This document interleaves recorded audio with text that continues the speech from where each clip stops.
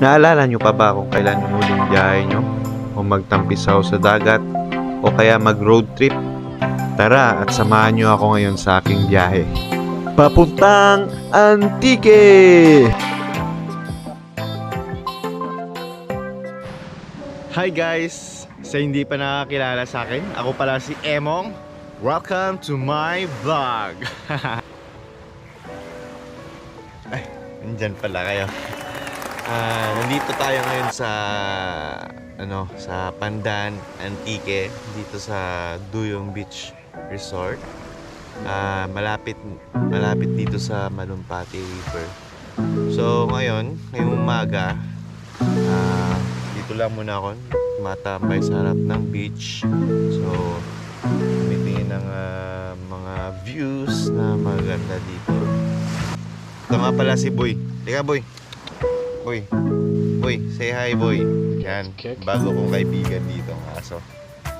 Kasi nasa bahay si Sasha, hindi pwedeng lumabas eh. Di ba Boy?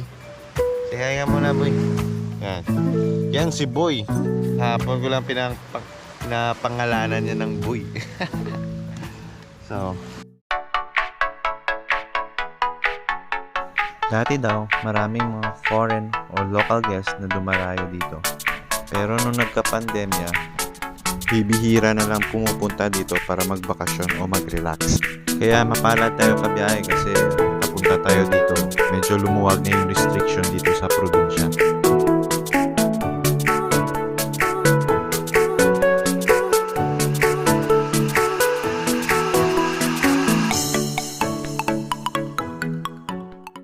Naliligo tayo ngayon dito sa dagat. So yung dagat dito malinis din, pero ikawig siya sa Boracay. Pero yung Boracay nga lang sobrang puti. Dito medyo puti na brown. So okay na rin. So yung dagat dito is sobrang linis. Yung buhangin sa baba ng tubig ang linis. Tignan natin yun.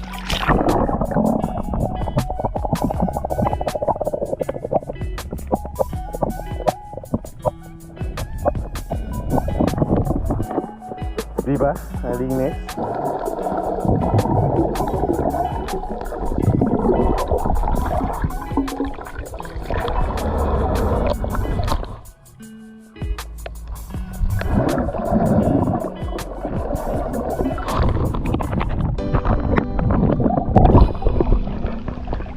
Ang lamig na tubig.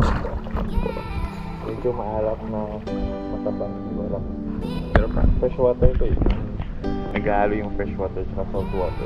Dahil nga sa sarado yung Malumpati, so naghanap ako ng alternatibong ruta para lang makaligo dito sa ilog. Kaya nga nag-decide ako pumunta na lang ng tulay at doon na lang maligo kasi nadaanan ko to kahapon.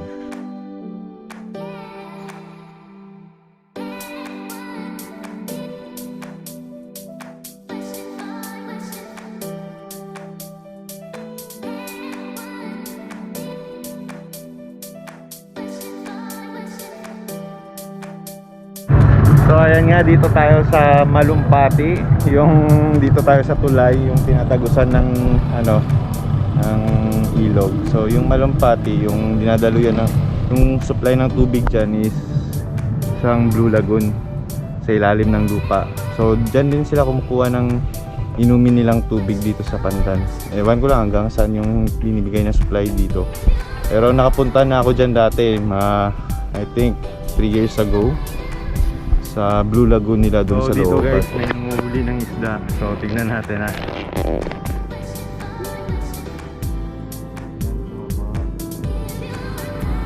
So ayan guys, may nanguhuli ng isda dito sa baba ng tulay. Tignan natin. So nandito ako ngayon sa baba ng tulay. Bumaba ako guys.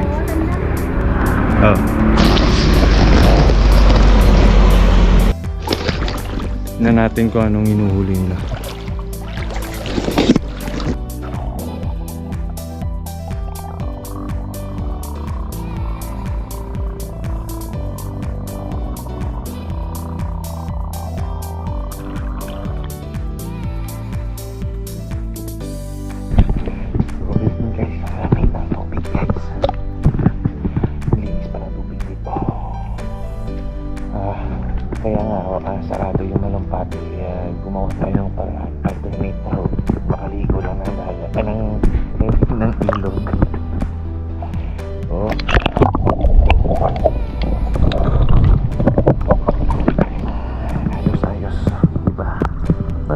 tayong travel natin.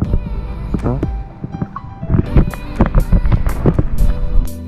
Bali, etong lugar na to, new discover lang talaga. Wala pa naka-discover dito. So, ako pa lang. This is a bridge resort dito sa Pandan. So, kita nyo yan sa taas. Tulay yan. Ako pa lang naka-discover nito. Saka yung mga friends namin dito. Sila, yung malangoy yun. Na kuya. Yung bata. So, yun nga. New discover pa lang to dito sa bridge resort. So babalik na tayo ng tinutuluyan ko kasi matay na nakapagtampisaw na ako ng tubig. So fulfill na ako dun.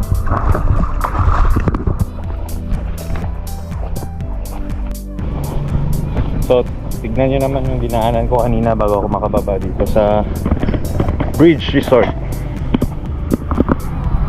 Yan. Saan pakyat dyan. So yun nga. So tara, lipat na tayo. Hintay na yung motor natin.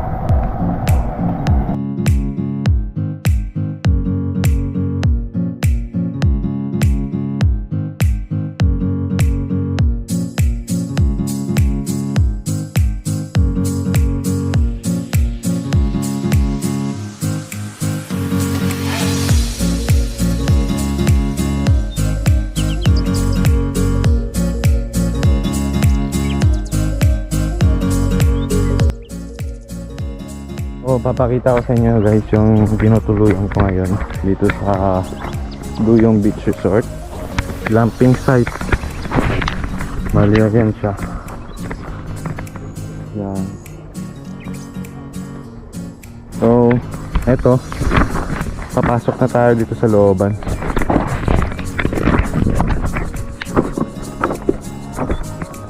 Iba medyo mahirap pumasok. Pero kapag ang inayos yung daanan dito, may kahoy-kahoy. Kasi pag malapit ng gabi, pag high tide kasi dito eh, pag gabi na. Kaya yan, ginawa nila ng tulad. Ayan. Private property for guests only. Yan, Pandan Beach Resort. Yun nga ito, white sand yung lugar dito. Yan. Medyo may mga basura nga lang kasi inaanod siya galing yata to, hindi ko alam kung saan nagagaling yung basura dito. Pag nag-high tide siguro inaano ng dagat patabi yung mga basura. Yan no, ganda di ba?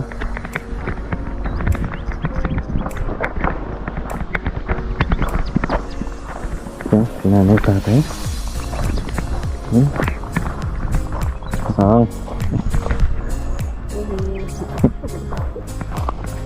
Yan.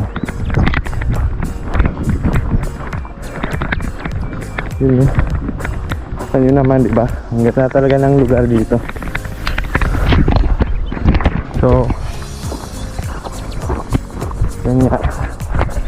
Pasok pa kasi. May dadaanan nila tayo na kawayan na tulay pasok ng resort.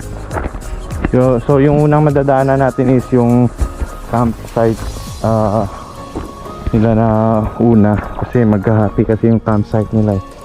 Meron pa dun sa looban, dun tayo nagka-camp. Yan.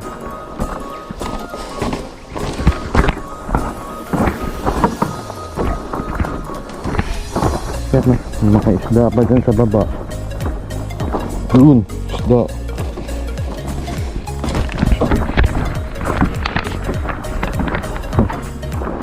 Ito na tayo.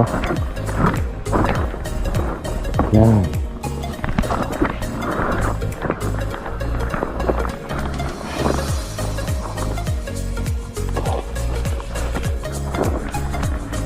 Ito yung campsite nila. Una. Yan. So tayo lang yung guest dito ngayon. Kasi pandemic pa rin ngayon kasi. Kaya ganun talaga. Konti lang yung pumupuntang guest dito. Yan. Yan. May mga cottage din sila dito.